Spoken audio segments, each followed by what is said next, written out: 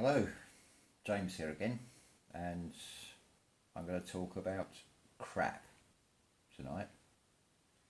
So, what do I mean by that? Not the rubbish that you get on the television, but the crap that we're subjected to. For example, how many times, especially in the UK, do you phone up somewhere or somebody phones you up and then you get, and we're talking about businesses here, and then you get this for security and training purposes, and all this rubbish. We've got to ask you security questions. Well, no more. I'm not doing it anymore. I'm going to say to them next time, well, let's make this some two-way traffic. I'm going to set up some security questions to make sure I know who you are as well. It's ridiculous, and this condescending, patronising the way they talk to you like you're some sort of stupid idiot. It's ridiculous. Now it's time that we started taking action. I don't mean civil disobedience where you're going to get yourself arrested. I mean empowering ourselves and taking control of our lives instead of being these robotic slaves to this control system that is determined to keep us down and not free us. I'll give you another little example from personal experience. As some of you may know, I'm now full-time carer for my mother, which in the eyes of the government or the stipulations of the government is more than 37 hours a week, which it is. There's a lot of things. She's making a recovery from this hip operation, but there's a lot of things she can't do. Now, I followed the procedure. I went down to the Department of Work and Pensions in the UK and asked them told them my situation, asked them what I need to do, and you get this convoluted nonsense about my mother has to apply for something first, and then they send me the forms, come all the way from Belfast, but then you send them to this unit in Wolverhampton, which they've now turned me down because my mother doesn't meet this stupid criteria. She's not on highest rate care, she doesn't have attendance allowance,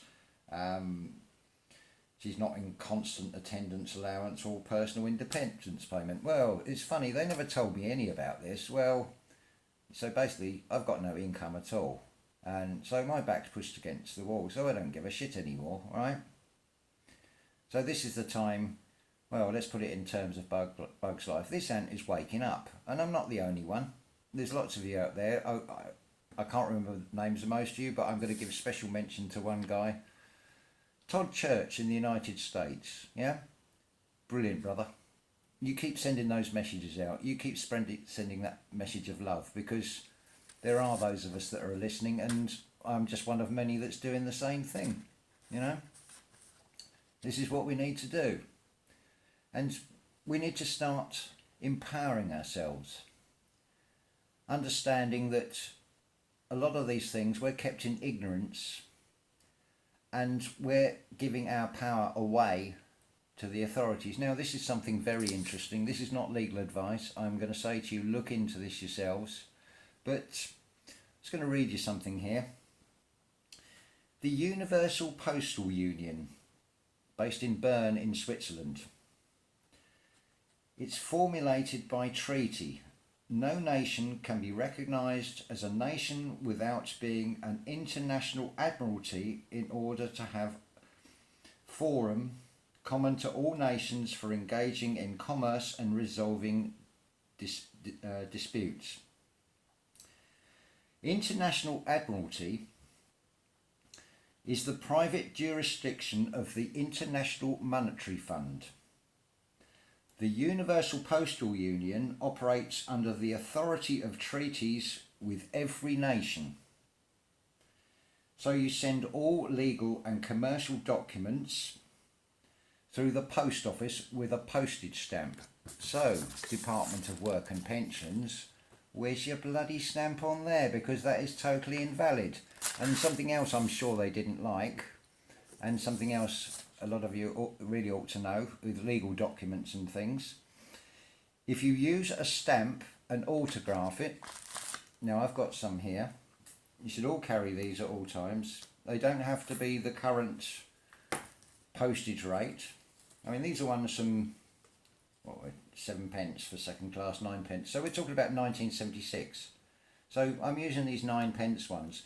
If you put these on the bottom right side under anything you write, and you autograph across it, it empowers you as a postmaster, which then puts it in a completely different ball game. Now, if anybody challenges you on this, you say to them, you need to consult your legal team. Now, if you find yourself in court and they ask you your name, answer it in such a way as this: I am the representation of the legal fiction known as, and then the name.